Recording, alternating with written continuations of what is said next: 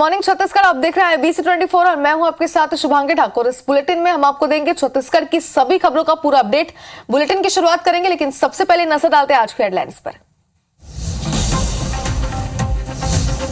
लोकसभा चुनाव के लिए एआईसीसी ने मध्य प्रदेश छत्तीसगढ़ में तैयार की चुनाव समिति। छत्तीसगढ़ में पीसीसी चीफ दीपक बैज को बनाया गया अध्यक्ष। मध्य प्रदेश में जीतू पटवारी कमेटी के होंगे चेयरमैन।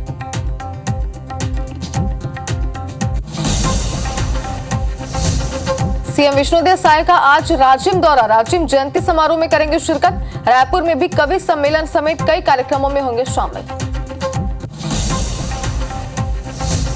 बालोद में शराब के नशे में युवक ने अपनी मां, पत्नी और बच्चे पर किया हमला। मां और बच्चे की हुई मौत, पत्नी गंभीर रूप से घायल। नारायणपुर जिला अस्पताल की बड़ी लापरवाही। अस्पताल प्रबंधन के रेफर नहीं दिया एम्बुलेंस।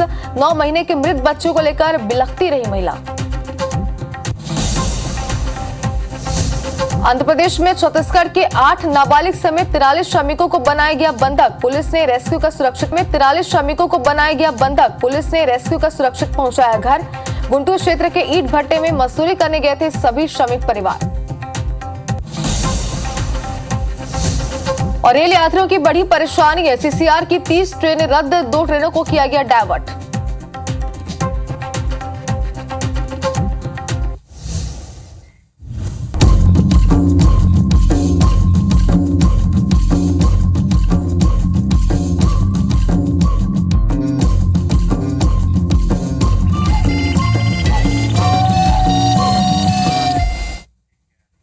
तो खबरें देखते हैं विस्तार से। और अगर आप कहीं ट्रेन से सफर करने की प्लानिंग बना रहे हैं तो पहली खबर आपके लिए बेहद जरूरी है, क्योंकि छत्तीसगढ़ से जाने वाली 30 ट्रेनों को रद्द किया जा रहा है। 10 से 16 जनवरी तक ये ट्रेनें रद्द रहेंगी।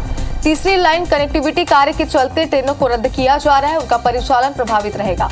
और आपको बता दें कि लगातार आप देख रहे हैं कि पिछले 6 से 7 महीनों से लगातार रेलवे ट्रेनों को रद्द कर रहा है और लगातार कनेक्टिविटी का काम यहाँ पर किया जा रहा है, इंटरलॉकिंग का काम किया जा रहा है, जिस वजह से ट्रेनों को रद्द भी किया जा रहा है। तो अगर आप भी इन तारीखों के भीतर कहीं जाने की योजना बना रहे हैं तो आपके लिए खबर बेहद जरूरी है, क्योंकि अगर आप कहीं की भी ट्रेन की बुकिंग कराते हैं तो सबसे पहले आप ट्रेन में जाकर वहां पर रेलवे स्टेशन में जाकर सबसे पहले पता कर लीजिए कि कौन कौन सी ट्रेनें रद्द है, उसके बाद ही कहीं जाने की योजना बनाइए। क्योंकि अगर आप ऐसा नहीं करते हैं तो आपको आगे दिक्कतों का सामना करना पड़ सकता है, क्योंकि उन यात्रियों को और भी ज्यादा दिक्कतें होती है जो पहले से टिकट की बुकिंग करा लेते हैं बिना पता किए। तो लगातार कनेक्टिविटी का काम यहाँ पर किया जा रहा है, पटरी पर कई सारे काम किए जा रहे हैं, अगर सामान्य भाषा में आपको बताएं तो। और इस वजह से लोगों को दिक्कतें ना हो, किसी प्रकार की असुरक्षा यात्रियों को ना हो, इस बात को ध्यान में रखते हुए सीधे ट्रेनों को यहाँ पर रद्द कर दिया जाता है। और इस बार फिर से ट्रेनें रद्द की गई हैं। तीसरी लाइन कनेक्टिविटी का काम चल रहा है, ये बताया जा रहा है, जिसकी वजह से ट्रेनों का परिचालन प्रभावित रहेगा। और चलिए ज्यादा जानकारी के लिए हमारी सहयोगी सुप्रिया पांडे हमारे साथ जुट गई। सुप्रिया, रेलवे ने एक बार फिर से ट्रेनों को रद्द किया है, विस्तार से बताइए कि कौन सा ऐसा काम किया जा रहा है जिसकी वजह से ट्रेनों को लगातार रद्द किया जा रहा है। बिल्कुल, देखिए रेलवे ने एक बार फिर से 30 ट्रेनों को रद्द किया है। ये जो ट्रेनें हैं वो 10 से 16 जनवरी तक के रद्द रहेंगी। और आपको बता दें कि लाइन कनेक्टिविटी के काम की वजह से ट्रेनें रद्द की जा रही है, तो वहीं कई ट्रेनें जो है वो परिवर्तित मार्ग से भी चलाई जाएगी। इस वक्त हम रायपुर रेलवे स्टेशन में मौजूद हैं और यात्रियों से भी बात करते हैं, जानते हैं कि आखिरकार उन्हें कितनी परेशानियाँ होती है। सर, आप बताइए कि अगर ट्रेन लेट होती है या रद्द कर दी जाती है तो कितनी परेशानियाँ होती है? परेशानी तो होती है। अभी मैं 9 बजे की ट्रेन पकड़ने आया था हावड़ा मुंबई। अभी 6 घंटा पता लग रहा है कि 6 से 7 घंटा लेट है। अभी वो 6 घंटे के बाद भी आएगी क्या नहीं आएगी वो भी पता नहीं है। अभी हम वेट कर रहे हैं, बस अभी 6 घंटा यहाँ पर प्लेटफॉर्म में निकालना है। आदमी की टाइम की कोई कीमत नहीं है, कभी भी कुछ भी कोई भी टाइम कुछ भी ये लोग कर देते हैं। टाइम, हर एक चीज़ टाइम पे चलनी चाहिए। चलो एक 10-15 मिनट समझ में आता है, मगर 6-6 घंटा 8-8 घंटा लेट नहीं चलता है ना, आप खुद समझ सकते हो। हर एक ट्रेन लेट चल रही है अभी। और भी यात्री है, उनसे भी बात करते हैं। सर, आप बताइए कहाँ जा रहे हैं और अगर ट्रेन लेट होती है या फिर रद्द कर दी जाती है तो कितनी परेशानियाँ होती हैं? हमको चेन्नई जाना है और ये जो ट्रेन है हमारे वो डाइवर्ट हो गई है, इसलिए हमको रायपुर आना पड़ा नागपुर से। नहीं तो हम यही ट्रेन नरखेड़ से कैच कर लेते थे। हमको रात भर का सफ़र करके यहाँ आना पड़ा और दिक्कत तो हुई, रात भर का एक एक्स्ट्रा सफ़र और फिर यहाँ पे और 2 घंटा रुकना पड़ेगा, उसके बाद में ट्रेन मिलेंगे हमें। आप बताइए सर, कितनी तकलीफ हो रही है? तकलीफ तो हुई ना। अभी हम रात को शिवनाथ से आए, हम ये जो हम जिस ट्रेन से जा रहे हैं अभी, ये ट्रेन एक्चुअली गोंदिया होते हुए जाती है। लेकिन इस आज है ही नहीं वो, इसलिए हमको इधर रायपुर आना पड़ा। तो हमारी तो रात खराब हो गई और अभी यहाँ पे और 2-2.5 घंटा वेट करो और हमारे को इमरजेंसी में जाना है, हमारे डेथ हो गई चेन्नई में। तो कल सुबह 8-9 बजे पहुँचेंगे तो कोई मतलब ही नहीं रहा और परेशानी अलग। यहाँ पर काफ़ी यात्री परेशान हो रहे हैं। काफ़ी यात्री ये कहते हैं कि है ना इमरजेंसी में जाना है, जैसे कि किसी रिश्तेदार की अगर डेथ भी हो जाए तो वो वहाँ पर भी लेट पहुँच रहे हैं ट्रेन की वजह से, क्योंकि ट्रेनें लेट लतीफ़ी से चल रही है। कुछ ट्रेनें ऐसी है जिसका मार्ग बदल दिया गया है, तो ऐसे में यात्रियों को ट्रेन बदल कर भी सफ़र करना पड़ रहा है और यात्रियों को काफ़ी ज़्यादा दिक्कतें हो रही है। वे कहते हैं कि जो रेलवे है वो उस पर ध्यान दे और उन्हें राहत दे। बिल्कुल सुप्रिया, तो यात्रियों से आपने बातचीत की और कितनी दिक्कतें उन्हें हो रही है तो हमने साफ तौर पर सुना है, लेकिन इस वक्त आप स्टेशन में मौजूद है। क्या रेलवे के किसी अधिकारियों से आपकी बातचीत हुई है कि यात्रियों को इतनी दिक्कतों का सामना करना पड़ रहा है, तो क्या कोई वैकल्पिक व्यवस्था उनके लिए निकाली जा रही है, क्योंकि लगातार ट्रेनें रद्द हो रही है पिछले कुछ महीनों से? बिल्कुल, देखिए इस वक्त हम स्टेशन में ही मौजूद हैं और रेलवे के अधिकारियों की अगर हम बात करें तो फिलहाल अभी अधिकारियों से बातचीत नहीं हुई है, लेकिन रेलवे के अधिकारी ये कहते हुए नज़र आते हैं, पहले भी हमने उनसे बातचीत करने की कोशिश की थी, तो वो ये कहते हुए नज़र आते हैं कि जो तीसरी लाइन कनेक्टिविटी यानी कि लोगों को सुविधा देने की वजह से ही ट्रेनें रद्द की जा रही है, कैंसिल की जा रही है। आने वाले समय में यात्रियों को जो है वो सुविधा मिलेगी, इस वजह से उन्हें सुविधा देने के लिए अभी फिलहाल उन्हें असुविधा का सामना करना पड़ रहा है। ऐसे रेलवे के जो अधिकारी है वो ये बात कहते हुए नजर आते हैं। बिल्कुल सुप्रिया, ये तो बहुत सही बात आपने कही कि यात्रियों को किसी प्रकार की आगे दिक्कत ना हो और उन्हें सुविधाएं देने के लिए लगातार काम किए जा रहे हैं, इस वजह से ट्रेनें रद्द हो रही है। फिलहाल यात्रियों को दिक्कतें तो हो रही है, क्या इसकी वैकल्पिक व्यवस्था की जाती, देखने वाली बात होगी। आपका शुक्रिया तमाम जानकारी के लिए।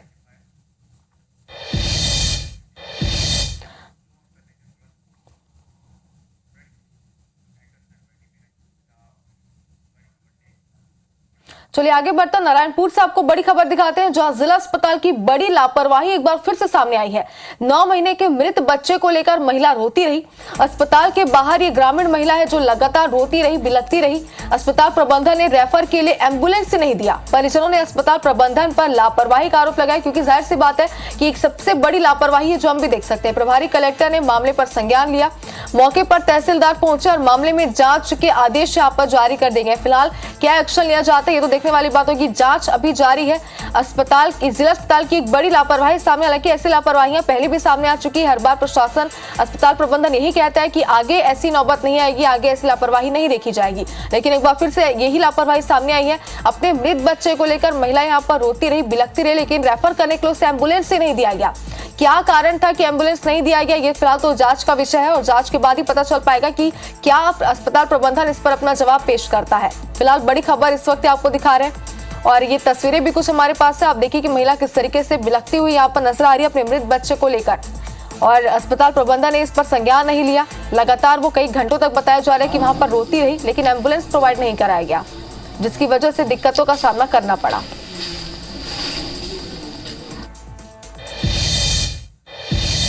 और अब बलौदा बाजार से आपको बड़ी खबर दिखाते हैं, जो आंध्र प्रदेश में बंधक श्रमिकों को सकुशल घर पहुंचा दिया गया। पुलिस ने 8 नाबालिग समेत 43 लोगों को सुरक्षित घर पहुंचाया है। आंध्र प्रदेश के गुंटूर क्षेत्र के ईट भट्टा में ये बंधक बनाए गए थे। सभी श्रमिक परिवार राजा देवरी क्षेत्र के चांदन गांव के निवासी हैं, जो कि अब सुरक्षित अपने गांव, अपने लोगों के पास पहुंच चुके हैं। तो लगातार आपको याद होगा कि इन्होंने कई बार वीडियो भी जारी किया था। वीडियो में इन्होंने सरकार से, प्रशासन से अपील की थी कि उन्हें छुड़ाकर जल्द से जल्द वो उनके प्रदेश, उनके गांव पहुंचा दे। और इस वक्त ये खुशखबरी है सभी मजदूरों के लिए और हम सब के लिए भी, क्योंकि ये सभी जो श्रमिक हैं वो सकुशल वापस लौट आए हैं।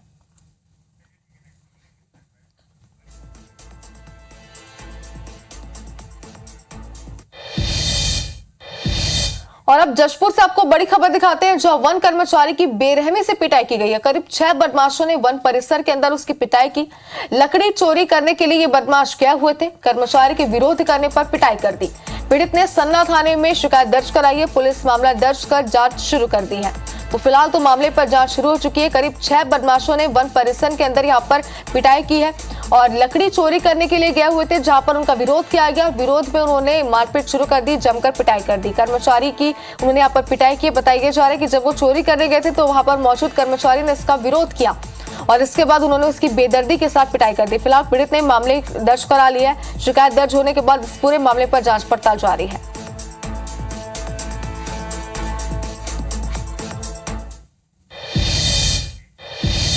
और और बालोद जिले के पूर्व थाना इलाके के ग्राम उसरवारा में एक बड़ी घटना सामने आई है। एक युवक ने अपनी मां, पत्नी और अपने 2 महीने के बच्चे पर कुल्हाड़ी से प्राण घातक हमला कर दिया।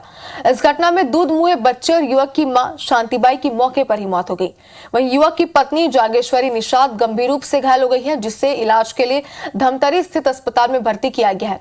इस घटना की जानकारी मिलते ही पूर्व थाना पुलिस मौके पर पहुंची। बताया जा रहा है कि आरोपी युवक भवानी निषाद शराब के नशे में था, जिसे पुलिस हिरासत में लेकर जांच कर रही है। पुलिस के मुताबिक आरोपी युवक ने करीब हफ्ते भर पहले गांव के ही एक ग्रामीण का एटीएम चोरी कर 40,000 रुपए भी निकाल लिए थे। इसको लेकर पूरे गांव में चर्चा थी और इसी बात को लेकर आरोपी युवक का घर में विवाद हुआ और उसके बाद युवक ने अपनी मां, पत्नी और बच्चे पर जानलेवा हमला कर दिया। तत्कालिक रूप से वहां पे आरोपी को रक्षा मिले तो उससे पूछताछ किया। आरोपी ने स्वीकार किया है कि उन्होंने अपनी पत्नी और अपने बच्चे और अपनी मां के ऊपर प्राणघातक हमला किए थे। प्राणघातक हमला में उपयोग किया गया दुर्गंधिया थोक से बरामद कर लिया गया है और आरोपी को भी गिरफ्तार कर लिया। और जांजगीर के पुलिस लाइन में तबियत बिगड़ने के बाद ड्राइवर की मौत हो गई, जिसके बाद परिजनों ने सवाल उठाते हुए मामले में जांच की मांग की है। सिटी कोतवाली थाने में शिकायत करी गई है और वहीं शव के बिसरा को फॉरेंसिक जांच के लिए भेजा गया है। इधर परिजन की शिकायत के बाद पुलिस ने जांच की बात कही है। आपको बता दें कि ओवरलोड वाहन का 12,000 चालान नहीं चुका पाने के कारण पकड़ा गया वाहन पुलिस लाइन में खड़ा था, जिसमें ड्राइवर कई दिन सोया, जिससे उसकी तबियत खराब हो गई, जिसके बाद उसे जिला अस्पताल ले जाया गया, जहां डॉक्टरों ने ड्राइवर को मृत घोषित कर दिया। मेरे को कल 2 बजे फ़ोन आया बहन का कि 3 तारीख को गाड़ी लेके गए हैं और गाड़ी जांजगीर में कहीं ट्रैफिक वाले पकड़ लिए हैं। थाना वाले आए और पैसा 4,000 रुपये जो दिए है वापस करके चाबी वापस ले गए। यहाँ यातायात आरक्षी केंद्र में गाड़ी को लाके खड़े किए थे, चालान बनेगा क्या क्या। मैं कहा चालान की जगह देख लीजिए जो भी है, 3,000 रुपये मैं छोड़ के गया था। अशोक नाम के व्यक्ति को यहाँ पे दोपहर में लाया गया था और उसको चेस्ट पेन की शिकायत थी और यहाँ लाने के थोड़ी देर बाद ही उनकी मृत्यु हो गई। यहाँ पे डॉक्टर की टीम के द्वारा पोस्टमार्टम किया गया, डॉक्टर के द्वारा विसरा प्रिजर्व किया गया है और शव सुपुर्दनामा परिजन को किया गया है। विसरा को अग्रिम कार्रवाई हेतु FSL भेजा जाएगा। आवेदन में परिजनों के द्वारा ट्रक मालिक के विरुद्ध शिकायत की गई है, जिसकी जाँच की जा रही है। लोकसभा चुनाव के लिए एआईसीसी ने छत्तीसगढ़ में 18 सदस्यीय प्रदेश चुनाव समिति की घोषणा कर दी है। समिति का अध्यक्ष प्रदेश कांग्रेस अध्यक्ष दीपक बैज को बनाया गया है और इसी तरह नेता प्रतिपक्ष चरणदास महंत और पूर्व सीएम भूपेश बघेल समेत सभी पूर्व मंत्रियों को सदस्य इसमें बनाया गया है। प्रदेश चुनाव समिति के एक्स ऑफिशियो मेंबर के रूप में युवा कांग्रेस, NSUI, सेवा दल और महिला कांग्रेस के प्रदेश अध्यक्ष को भी शामिल यहाँ पर किया गया है। तो ये ग्राफिक्स में आपको दिखा रहे हैं कि जिन लोगों के नाम इसमें शामिल है, तानुदर साहू, रविंद्र चौबे, मोहम्मद अकबर, सभी के नाम इसमें शामिल किए गए। शिव कुमार डहरिया, नीला भेड़िया, धनेन्द्र साहू, इनका भी नाम इस सदस्य में शामिल किया गया है। तो मध्य प्रदेश और छत्तीसगढ़ दोनों के लिए इलेक्शन कमेटी का गठन यहाँ पर किया गया है। जयसिंह अग्रवाल, मोहन मरकाम, गुरुरुद्र कुमार, ये सभी वो नाम है जो कि छत्तीसगढ़ से आते हैं और इन सभी को सदस्य बनाया गया समिति का।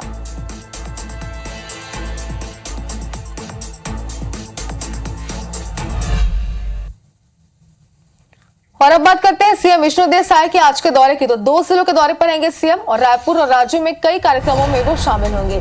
सतनामी युवक युवती परिचय सम्मेलन में सीएम शामिल होंगे। बीजेपी की बैठक में सीएम विष्णुदेव साय शामिल होंगे। राजीव जयंती महोत्सव में भी सीएम शामिल होंगे। इसी के साथ ही रायपुर के सुदर्शन संस्थानम परिसर जाएंगे सीएम और जगत गुरु शंकराचार्य से वो मुलाकात करेंगे। तो बड़ी खबर इस वक्त आपको दिखा रहे हैं और ये तमाम वो कार्यक्रम है जिसमें आज सीएम विष्णुदेव साय शामिल होने वाले, शिरकत करने वाले हैं। बैठक में भी वो शामिल होंगे। तमाम दिग्गज पार्टी के इस बैठक में मौजूद रहेंगे, बीजेपी की इस बैठक में, और कई सारे विषयों को लेकर चर्चा की जाएगी। लोकसभा चुनाव बेहद नजदीक है, इसको लेकर रणनीति भी बनाई जाएगी। लेकिन इसी के साथ ही कई सारे ऐसे स्थानीय कार्यक्रम है, आयोजन है, जिसमें मुख्यमंत्री विष्णुदेव साय आज शामिल होने वाले हैं।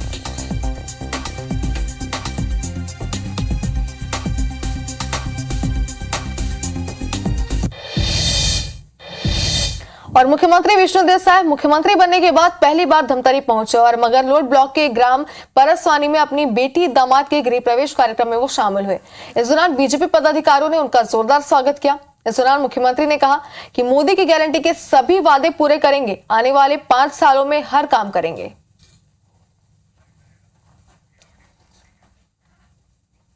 जो भी मोदी की गारंटी में भारतीय जनता पार्टी का छत्तीसगढ़ की जनता से कमिटमेंट है वो सबको पूरा करेंगे। 25 दिन ही सरकार को हुआ है और 18 लाख गरीबों का प्रधानमंत्री आवास उसका निर्णय ले लिए हैं और 12 लाख से ज्यादा किसानों को 2 साल का बोनस 3700 करोड़ रुपया से ज्यादा उनके खातों में भेज दिए हैं। पीएससी घोटाला में सीबीआई को सौंप दिए हैं। और रायपुर के विशेष कोर्ट में कोल घोटाला मामले में ईडी ने जेल में बंद आरोपियों से पूछताछ के लिए एक आवेदन लगाया था, जिसमें कहा गया था कि जेल में बंद आरोपियों से कुछ नए तथ्यों पर पूछताछ करनी है, इसके लिए अनुमति दी जाए।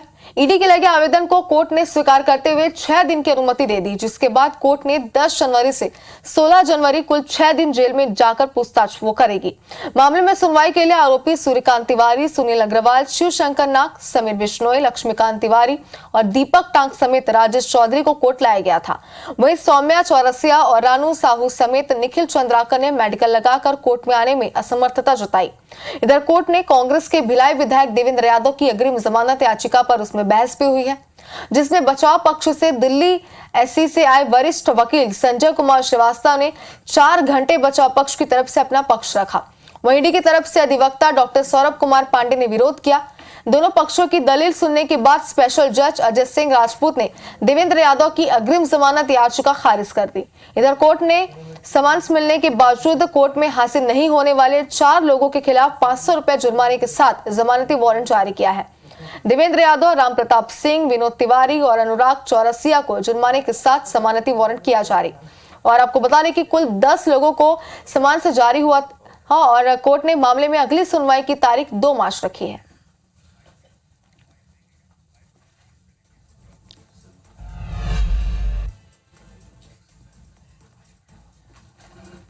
जारी है और फर्दर प्रोसीड्स ऑफ क्राइम को गैदर करने के लिए और जो proceeds of crime already gathered है उसके संबंध में अगर किसी इन 10 लोग जो का कोई अगर संबंध है तो उसके बारे में उनसे फर्दर पूछताछ करना आवश्यक है।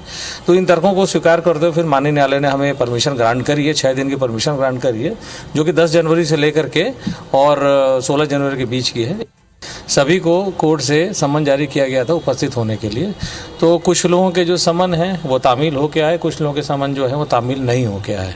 तो जिनके समन तामील नहीं होके आए हैं उनका तो फिर से समन जारी किया गया, लेकिन जिनके समन तामील हो गए थे और वो लोग उपस्थित नहीं हुए, उसमें मुख्य थे देवेंद्र यादव, राम प्रताप सिंह, विनोद तिवारी और अनुराग चौरसिया हैं।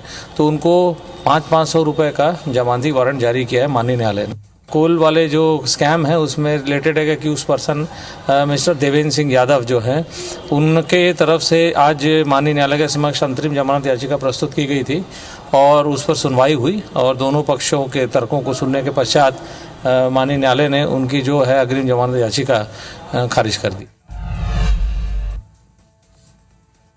और रायपुर के तिल्दा पावर प्लांट से 500 टन स्पंज आयरन चोरी मामले के फरार मास्टरमाइंड आरोपी मनोज कबाड़ी को बड़ा झटका लगा है। रायपुर स्थित 7वीं एडीजे वंदना दीपक दिवांगन की कोर्ट ने आरोपी की अग्रिम जमानत खारिज कर दी है। वहीं चोरी का स्पंज आयरन खरीदने वाले कबाड़ी मनोज कबाड़ी, उमेश सेठ, पप्पू कबाड़ी समेत बाबू खान फरार चल रहे हैं। उनके खिलाफ तिल्दा थाने में धोखाधड़ी समेत कई अन्य धाराओं में मामला दर्ज है।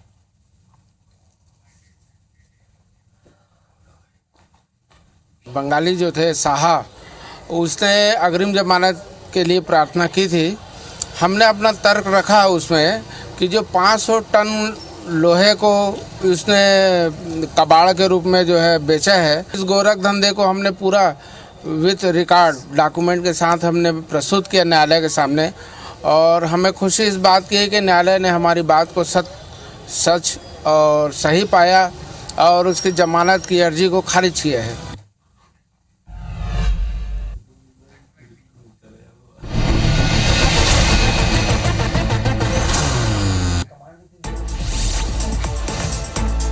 सीएम डॉक्टर मोहन यादव उज्जैन दौरे पर हैं। डिप्टी सीएम राजेंद्र शुक्ला भी मौजूद रहेंगे। सीएम उज्जैन फूड स्ट्रीट प्रसादम का लोकार्पण करेंगे। भोपाल के अवैध बालगृह संचालन के मामले में आज बच्चियों से पूछताछ होगी। मामले में कई बड़े खुलासे हुए हैं। जांच के दौरान रजिस्ट्रार में विदेशी फंडिंग के सबूत मिले। भोपाल में बिना अनुमति चल रहे बालगृह मामले में आज भी बच्चियों से पूछताछ होगी। बच्चियों के साथ यौन शोषण के पहलू की भी तफ्तीश की जाएगी। वहीं अभी तक की पूछताछ में बच्चियों ने ऐसी किसी तरह की घटना से इनकार कर दिया है। दतिया में बदमाशों ने शुगर मिल के गेट पर गोलियां चलाई। घटना में किसी के हताहत होने की खबर नहीं है। वारदात का सीसीटीवी फुटेज भी सामने है। बड़ौनी थाना क्षेत्र के शुगर मिल का मामला है। श्योपुर में शिक्षा के तबादले के बाद धरना प्रदर्शन किया गया। छात्र छात्राओं ने स्कूल में तालाबंदी कर दी। शिक्षा का धनराज नगर का तबादला किया गया है। जबलपुर के चित्रकार भी रामनगरी सजा रहे हैं। जबलपुर पेंटर आर्टिस्ट एसोसिएशन के कलाकार अयोध्या में चित्रकारी कर रहे हैं। ग्वालियर में दो पक्षों में जमकर लाठी डंडे चले। मोबाइल चोरी को लेकर आपस में विवाद हुआ। मारपीट का वीडियो वायरल हो रहा है। फिलहाल पुलिस के पास कोई शिकायत नहीं पहुंची है। सरायपाली में चोरी की स्कूटी के साथ आरोपी गिरफ्तार किया गया। झिलमिला वनोपत चौकी के सामने घेराबंदी कर आरोपी को पकड़ा गया है। इंदौर में हिट एंड रन का मामला सामने। आरोपी ड्यूटी पर तैनात कांस्टेबल पर कार चढ़ाकर फरार हो गया। आरोपी को हिरासत में ले लिया गया है। इंदौर में किराना ब्रोकर एसोसिएशन उपाध्यक्ष को साइलेंट अटैक आ गया। घर जाते समय बाजार में व्यापारी को अटैक आया। भिंड में सिलेंडर में गैस रिसाव से हादसा हो गया। पूजा के दीपक से आग भड़क गई और आगजनी में एक वृद्ध महिला की मौत हो गई। खरगोन के सेजला गांव में बीती रात घर के बाहर सो रहे 3 लोगों पर जानवर ने हमला कर दिया। हमले में 6 साल की मासूम बच्ची से 3 लोग घायल हुए हैं। हटा के देवडोंगरा गांव में दो पक्षों में हुए विवाद का वीडियो वायरल हो रहा है। दोनों पक्षों पर पटेरा पुलिस ने मामला दर्ज किया। मध्य प्रदेश में कोहरे की वजह से कई ट्रेनें देर से चल रही हैं। दिल्ली, उत्तर प्रदेश और महाराष्ट्र से एमपी आने वाली ट्रेनें लेट हो रही हैं। राजधानी भोपाल समेत कई हिस्सों में घना कोहरा छाया हुआ है। अगले कुछ दिन तक मौसम में बदलाव की संभावना नहीं है।